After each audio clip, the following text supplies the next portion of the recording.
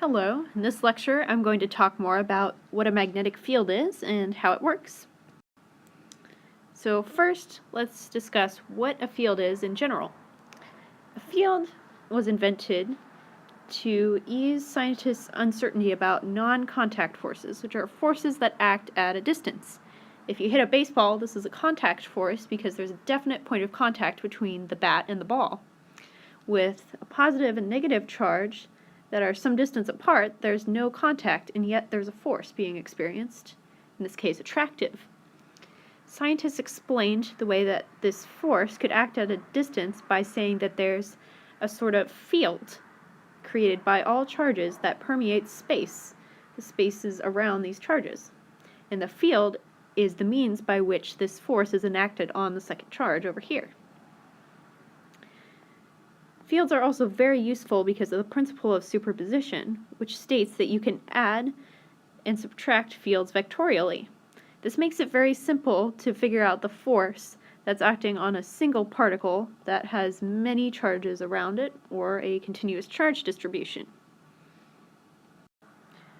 We also know that fields are directional, meaning that they are vectors, so they have both a magnitude and a direction. Fields are also generally proportional to some kind of constant. When we talked about electric fields, there was our constant K, and there will be another constant for magnetic fields. This constant describes somehow the permeability of space to this field, which illustrates this idea that a field is something that permeates space even though the charge is only present in a single part of space. Field diagrams are a great way of visualizing any kind of field, magnetic, electric, or otherwise.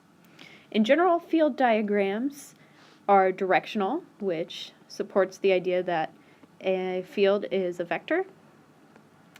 And also, the strength is proportional to the distance between the lines in the field diagram. The magnetic field strength is denoted B in general. It's a vector, as it should be for all fields, and it is measured in the unit Tesla, which is abbreviated as T. This is an SI unit. Electric field lines in a magnetic field are drawn pointing from the north pole of the magnet to the south pole. Magnetic field lines in this case will look like this. You can already see that, like an electric field, the magnetic field weakens as you move away from this bar magnet. We see this because the magnetic field lines are becoming farther apart. You can also note that this is a lot like an electric dipole. So you'd have an electric dipole, a positive and a negative charge. You'd get very similar arrangement looking like this. And of course, like an electric field, the magnetic field exerts a force. This is another important characteristic of all fields. Fields describe how a force is exerted. And more specifically, a field describes the force that would be exerted on a particular test particle at any point in space. In the next lecture, we'll be covering how magnetic fields are generated